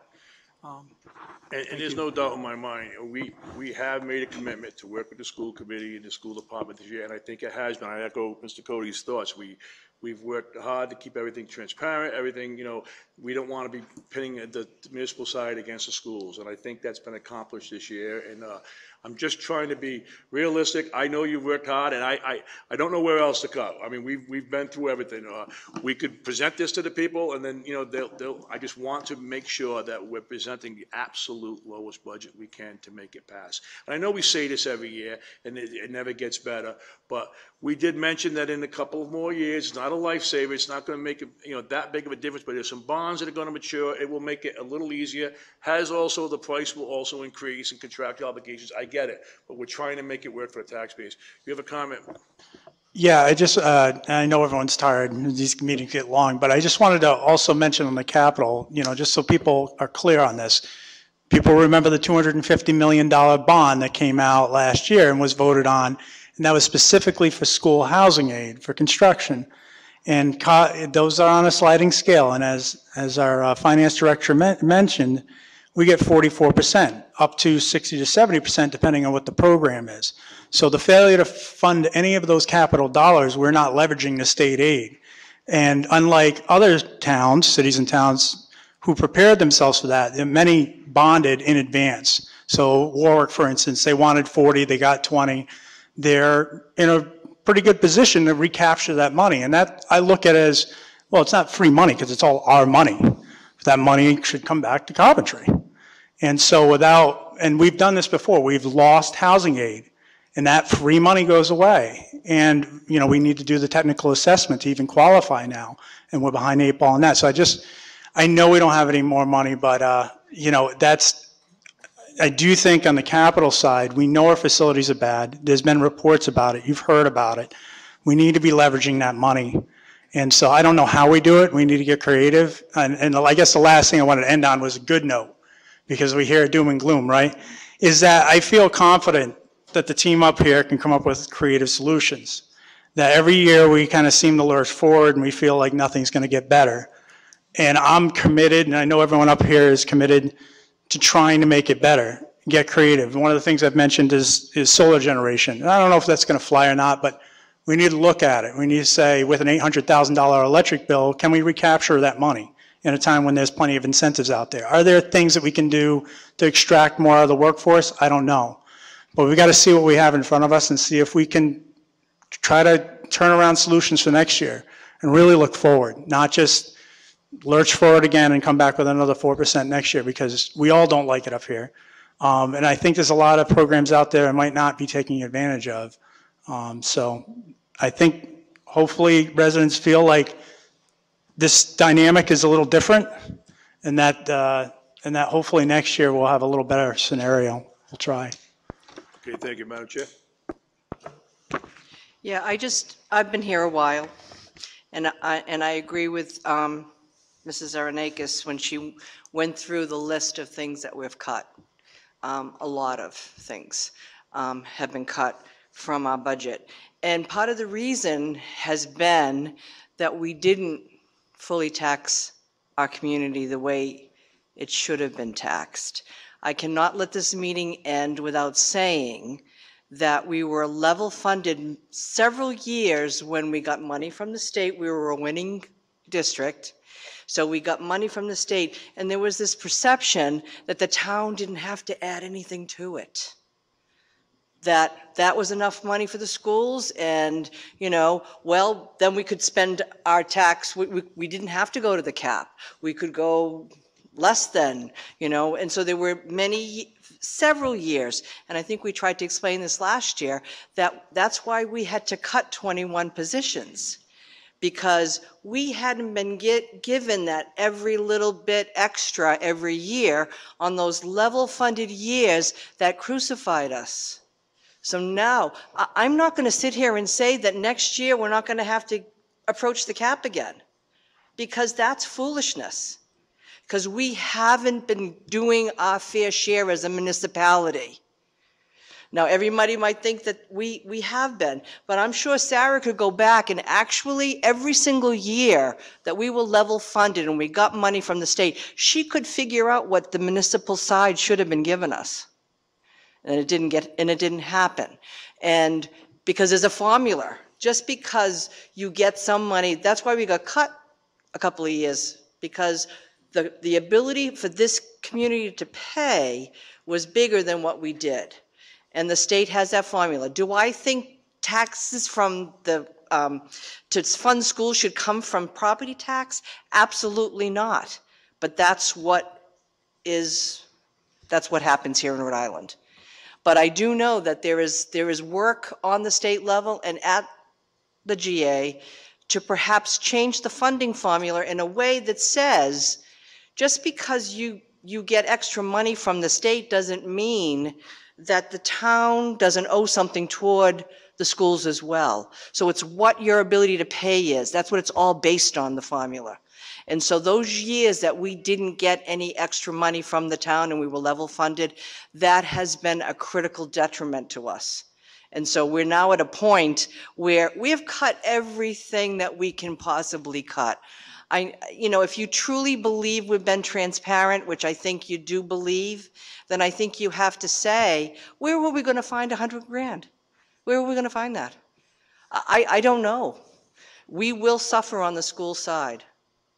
That's all I can say. And part of the reason is because Coventry never had a plan, never thought that, hey, wait a minute, all those cuts the schools are making are finally going to catch up to us. And that's what's happened. It happened last year and it's happening this year, even approaching the cap. And I don't think it's going to be the last time we have to approach the cap, quite frankly.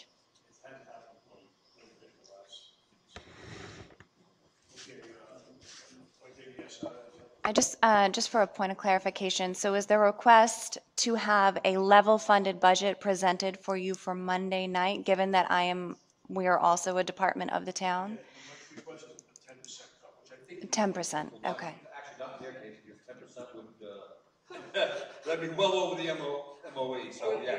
Just So- bring it so down what- to zero, maintaining the MOE, which would be the 1.5 So million. you want me to cut out 1.5 million Yeah, so just for build Monday? additional revenue. So I'm just, with all due respect to the school committee and the town council, anything that I present to the town council has to go to the school committee first. We have a school committee meeting Thursday, so I cannot, in good faith, well, here's my concern. We have agreed to be honest and transparent through this, and we have agreed to not do scare tactics. So if you're gonna ask me to cut out $1.5 million, it will decimate this school district, and I cannot present that in 2 days because it's gonna require a best analysis as to where we could have the least impact by cutting that out. And I don't want to say we're getting rid of sports and we're getting rid of, it needs to be a thoughtful, thorough approach, and I don't feel comfortable doing that for Thursday night, with all due respect. Okay, this is just a hypothetical. I just want to give, I'm not asking, I'm hoping it ever gets to this, obviously. It's just something that the taxpayers can know what the effect would be. But just know hypothetically, we couldn't function, and then I'll let you figure out where we'd have to go. We couldn't function, so. To let the taxpayers know that, Well, but I'm saying, and again, as superintendent, I couldn't even present that to the school committee. If we couldn't function. Yeah. So I honestly don't understand. Again, being transparent, we had a commitment and we've had conversations about, so coming out of, in terms of the what ifs, I think we were on, I don't want to change our stance in terms of if the town doesn't function, there's things that school departments have to do, which we don't want to do. So I'm saying is I don't know how we could do this without blowing everybody out of the water in terms of what we would have to do. Legally, we couldn't even comply with that. you can't legally make your obligations with the state, right? No, I just want the taxpayers to know this. And I understand, and I really don't feel as though it's going to come to that. I think the taxpayers realize, but I just want to have the taxpayers be able to know, what services they're not going to get. And if it doesn't affect the school, you're just telling them that you could not legally run the school system on that. But one of the things that we talked about, again, and being transparent, is we talked about providing the leadership that's necessary. And so I feel like there's an about face here in terms of. It's not what it's intended to be. No, I'm just saying that's what it sounds like to me, because we have been transparent every time we've met.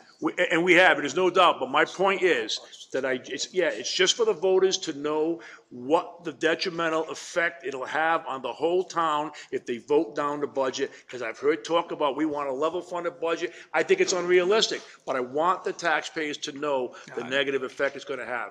You have a comment to say on that? Absolutely.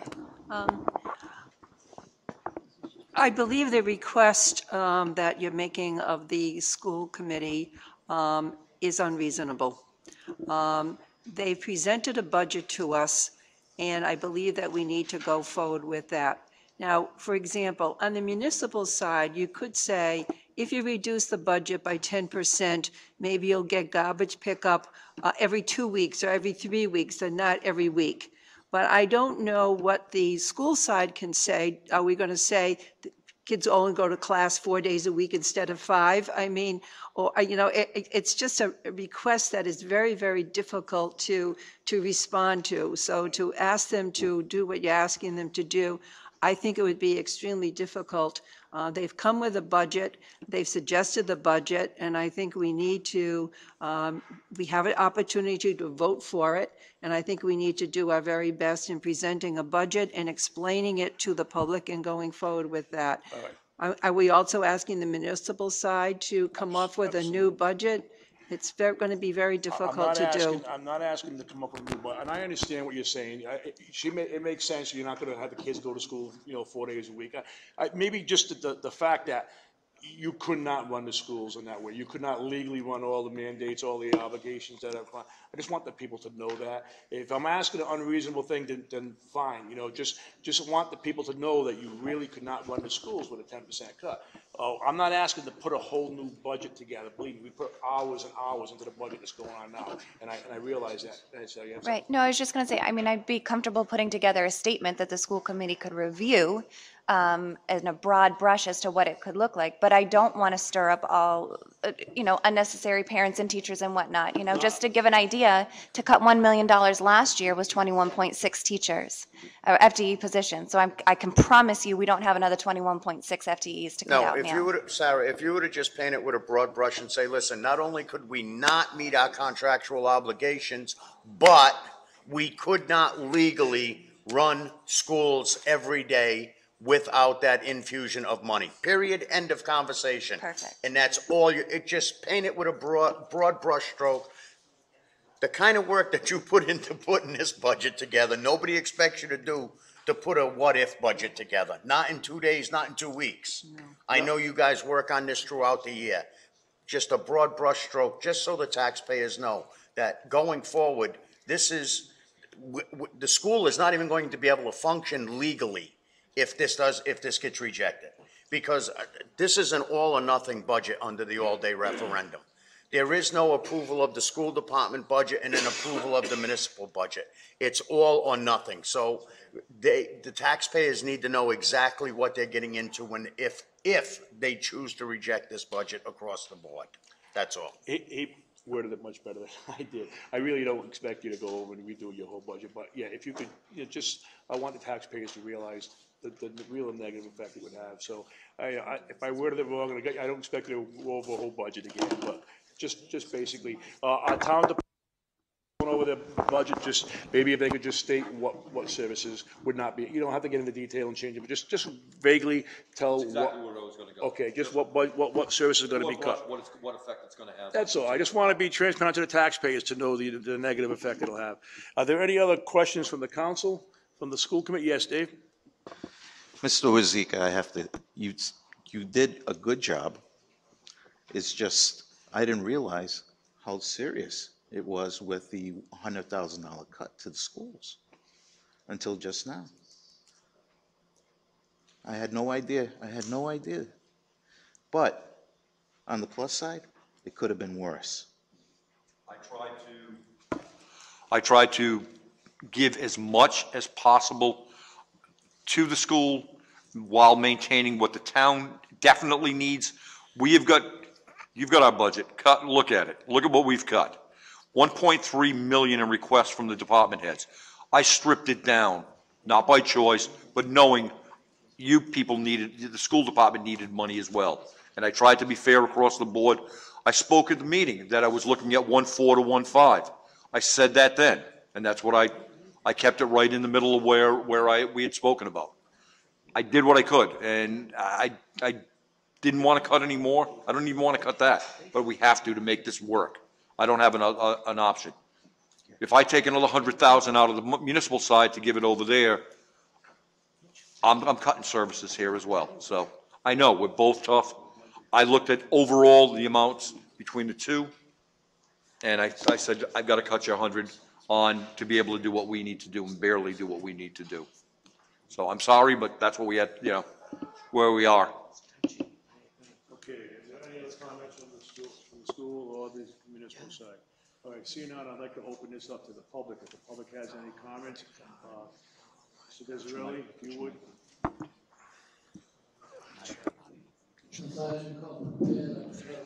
Just want to please, because of time constraints, we're going to limit everybody to the 3 minutes. So appreciate it. Thank you. Just mentioning briefly other information to be valid purpose, but I think the big elephant in the room on income seems to be something that I think I've mentioned for 10, 15 years, Mr. President. And that was property tax freezes on means income. I don't know what that would mean if we did research on. I know we wanted it to be a retirement town. That's how my grandparents came here in '46. But at the same time, as we grow, I think it's important to take a look at assets and so forth.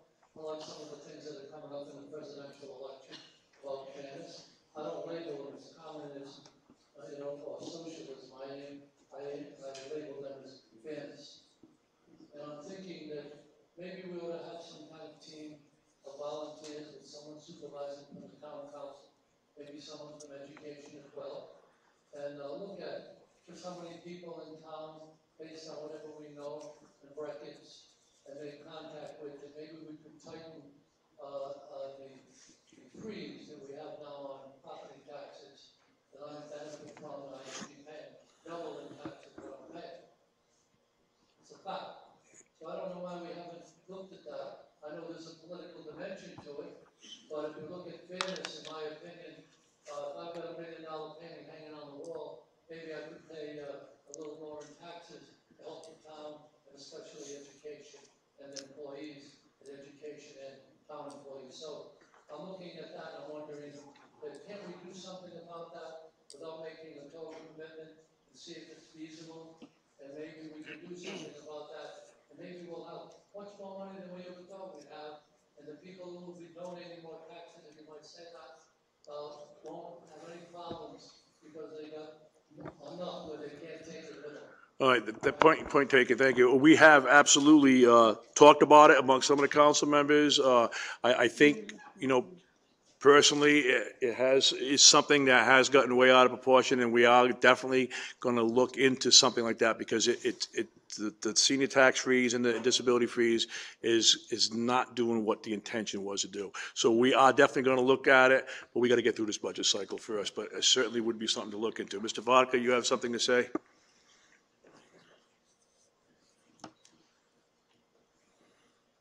Just a couple of points. Number one, it occurred to me that one thing I'm not seeing about this screen are anticipated revenues, other than just monies that are being taken in by taxes. That's in the back page of your packet. Okay, I'm sorry. Revenues are all in the back page of the packet. All right, then I will move on. The other thing is I heard from the interim town manager that we're moving monies from the sewer budget to another area. My understanding, unless I'm terribly mistaken, is that budget is kind of in a mess. So are we putting our sewer debt, which I believe, if I'm not mistaken, unless I'm mixing apples and oranges, don't we have a huge debt in that budget of like $17 million? And how is what we're doing with that budget in this budget going to affect all that? That's my question. Would you want to give that explanation on that, Mr. Manager? The $200,000 is actually part of the $670,000 that we currently pay to West Warwick to cover the West Warwick debt bonds that they have, as well as the maintenance or the upgrades that have taken place on the plant.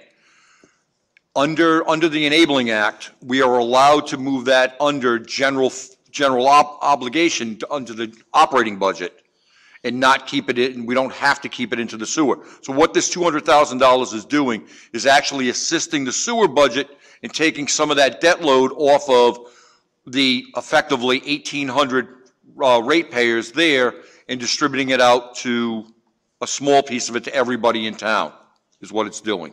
So it's helping to, or working towards the beginning of stabilizing that whole budget and bringing that in line and putting it back into the operating black and not losing money the way it had been doing. So that's all part of the whole process we started. Along with, there's the Auditor General's report is out. I don't know if you've read it, and some of the suggestions and recommendations there. So we are working on a plan and starting to implement all of those to stabilize and fix what's going on with the sewer budget. That's something we've been going on for the last 5 or 6 months. We refinanced some bonds last year. We're moving part of this debt over to the town side. So it's all working to do, yeah, we're still paying the money, but we're trying to split it up and not kill the 1,800 ratepayers that are on the system right now. So that's where we're moving towards. Mr. Manager, you want to mention again about how the Auditor General suggested, but this was what this is doing to our bond rating? This is definitely it's one of his suggestions as well. The longer the sewer enterprise fund operates in the red, the worse it's going to be for our bond rating and affecting our bonds for any and all bonds that we have to issue. We've got a negative recommendation on it on the last evaluation of it. We're working to eliminate that and get rid of that problem. Otherwise, we're going to go, the sewer fund could cause a huge problem for the rest of the town and for the budget, as well as the bond rating. So we're moving this to get a way to fix that problem. That's what this is all about. And again, recommended by the Auditor General as a way to begin the process. So. All right, thank you, Mr. Manager. Are there any other questions or comments from the public? All right, seeing none. Any other comments from, oh, I'm sorry. Hi, Martin Tanner, 57 Coventry Drive.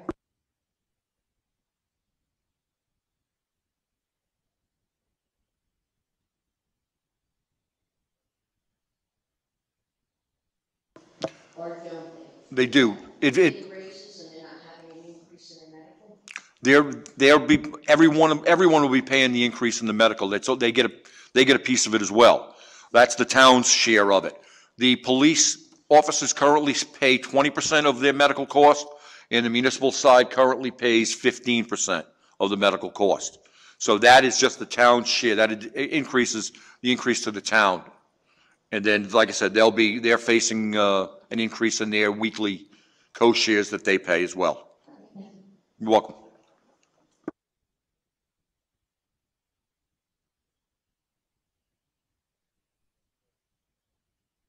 You know, I'll let him go.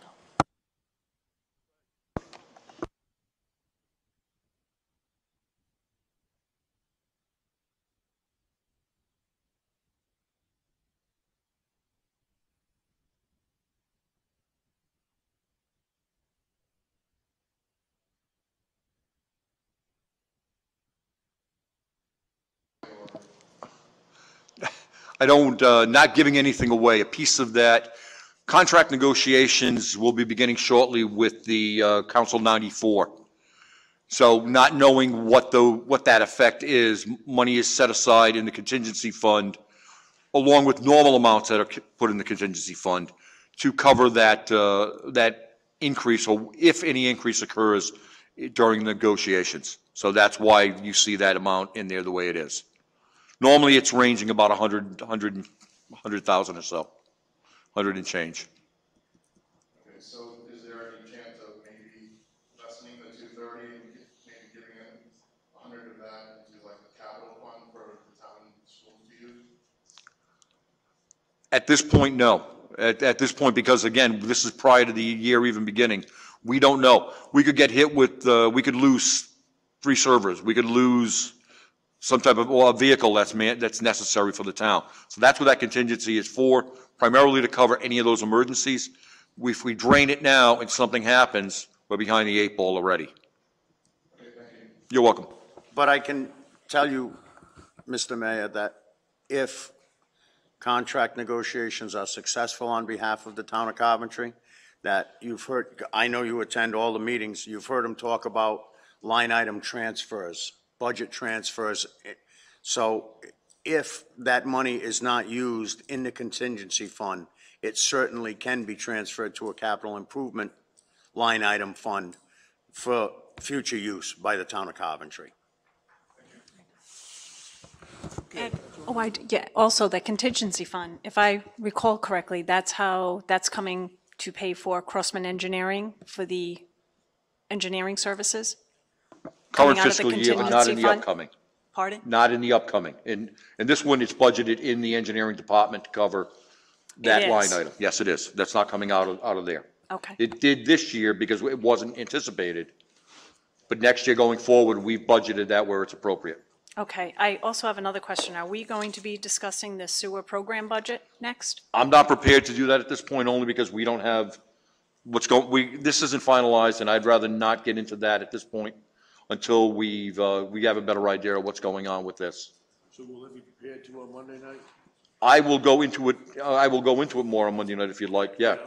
And I will definitely have So again, that'll be an agenda item for Monday night? my understanding is the sewer enterprise fund budget doesn't have to be approved at the FTM. This is because it's an enterprise fund. So it's just going to be, again, it's just what's coming in and what's going out. There's not a lot of play in that budget. There's nothing in there at this point. Okay, because I know I'm sorry, there was talk about possibly adding a position for the sewer department, so that's why I'm. In the working budget that we're working on, we do have, that would begin in January, a full-time employee that would be an analyst and be able to start combining everything in there. Where is that in the budget? It's in the sewer budget. It'll be in the proposed sewer budget. Okay, because I don't have. Yeah, no, it's mine's not part of blank. this because it's not a municipal cost. Okay. It's a sewer enterprise cost. Okay. All right, so we can, while we discuss, we're going to open up a public hearing after the meeting on Monday, so he will be prepared to discuss a little more about the enterprise. Even though it's not part of the budget, he will discuss it. Will you be prepared for that, Mr. Manager? Be prepared to talk a little bit more about the sewer fund on Monday? Yes, I will, we will have some better numbers by that point. Okay, great. Are there any other questions from anybody in the audience? Seeing none, hearing none. Motion to adjourn? Motion to adjourn. Do I have a second? Second. All in favor? Aye. Motion adjourned. I think the school committee has to adjourn their meeting also. Thank you. Motion to adjourn. Is there a second on that? Second. All in favor? Aye. Chair votes aye, motion carries. Did you get that, Jonna? Okay. I have 8:35.